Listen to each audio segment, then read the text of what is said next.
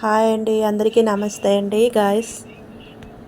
ఈరోజు మనం పెసరపప్పు బొంబాయి రవ్వ హల్వా చేసుకోబోతున్నామండి. వీడియోలోకి వెళ్దాం. 1 గ్లాసు బొంబాయి రవ్వ తీసుకున్నామండి.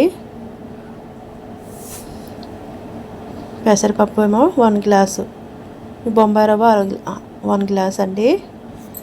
పెసరపప్పు కడుగుతున్నామండి, నీళ్ళు వేసి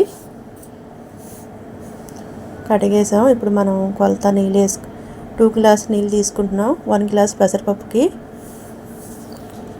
స్టవ్ మీద పెట్టి స్టవ్ వెలిగించామండి.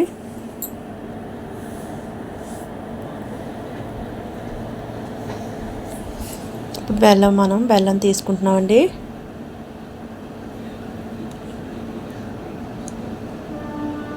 బెల్లం తీసుకుంటున్నాం, 1 గ్లాస్ తీసుకున్నాం. ఇది మా నాయనమ్మ కాలంలో వంట అండి. మా నాయనమ్మ గారు అయితే లేరు, కానీ ఆవిడ వంట మాత్రం అందరూ చక్కగా చేసుకుంటున్నారు ఇంట్లో అందరూ. మేము కూడా ఇదే వంట ఫాలో అవుతామండి. 2 గ్లాస్ నీళ్ళు వేసామండి. 2 గ్లాసులేమో బెల్లం అండి, 2 గ్లాసులు వాటర్ అండి. తీగపాకం ఏమి అక్కర్లేదండి, బెల్లం కరిగితే సరిపోతుందండి. మనం బెల్లం కరిగించేసుకున్నాం, మీకు చూపించానండి.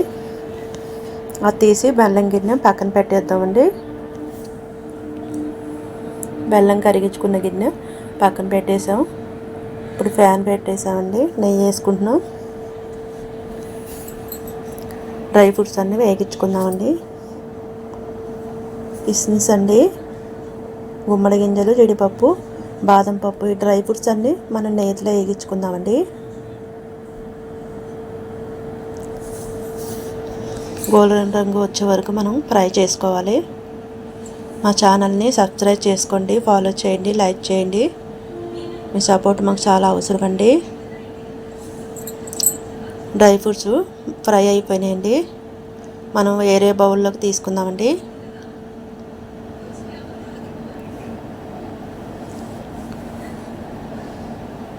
మొత్తం అలా బౌల్లో తీసేసుకున్నాం. అదే ప్యాన్లో మనం 1 గ్లాస్ తీసుకున్నాం బొంబాయి రవ్వ. అదే ప్యాన్లో మనం బొంబాయి రవ్వ ఫ్రై చేసుకోవాలి. నెయ్యి వేసుకొని ఈ రవ్వ మనం నెయ్యి వేసుకొని ఫ్రై చేసుకోవాలండి, గోల్డ్ రంగు వచ్చే వరకు. కొంచెం ఎర్రగా ఫ్రై చేసుకోవాలి.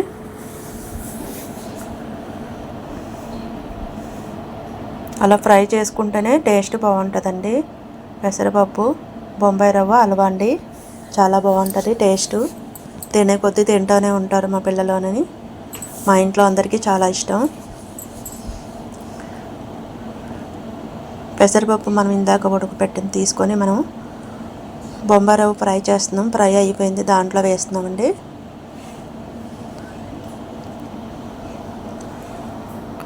అదంతా కూడా దాంట్లో తీసుకోవాలి.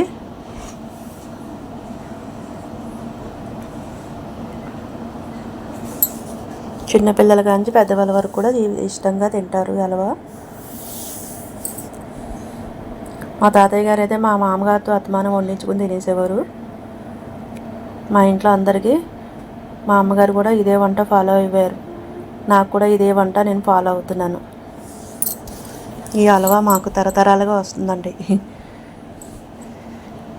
స్టైనర్తో మనం బెల్లం నీళ్ళు ఈ హల్వాలోకి వడగట్టుకోవాలండి.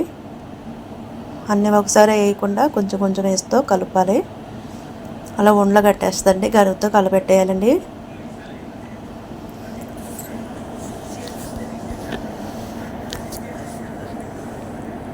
ఆస్తులతో పాటు ఈ హల్వా కూడా వారసత్వంగా ఇచ్చారు వంటలు కూడా. అలా కలపెట్టేస్తూ ఉండాలండి. ఆ నీళ్ళు కూడా మనం బెల్లం నీళ్ళు వడగట్టేసుకుందాం. స్ట్రైనర్తో వడగట్టుకోవాలండి. ఏమైనా నలుగులు ఉంటే తీసి పక్కన పెట్టేసుకోవచ్చు. గిన్నె పక్కన పెట్టేసాం. ఎలాచీ పొడి వేసానండి. అలా ఉండలు కట్టకుండా గట్టితో అలాగా స్నాక్స్ తీసుకోవాలి. గట్టితో కలిపేసుకుంటూ ఉండాలండి. టేస్ట్ చాలా బాగుంటుందండి.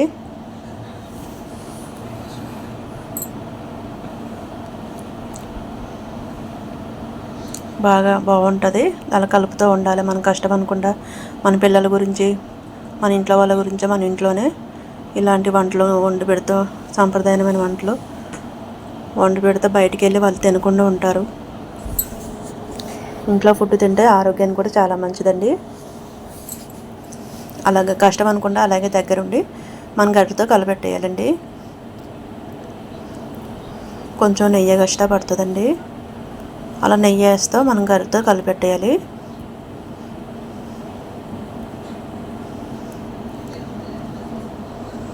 కలుపుకుంటున్నామండి మనం ఇప్పుడు.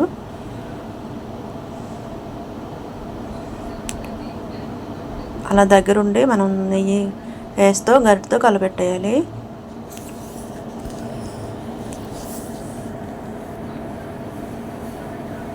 చాలా వరకు మనం దగ్గరికి వచ్చిందండి. హల్వా అయిపోతుంది.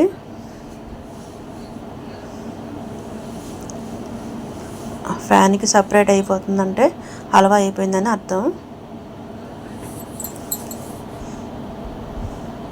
హల్వా రెడీ చేసుకున్నాం. మనం ఉన్న డ్రై ఫ్రూట్స్, మనం ఇందాక ఫ్రై చేసుకున్న డ్రై ఫ్రూట్స్ కూడా మనం దాంట్లో వేసుకుందాం. హల్వాలో వేసామండి. హల్వా రెడీ అయిపోయిందండి. టేస్ట్ చాలా బాగుంటుంది. ఫాలో చేయండి. ఉంటానండి. నమస్తే అండి.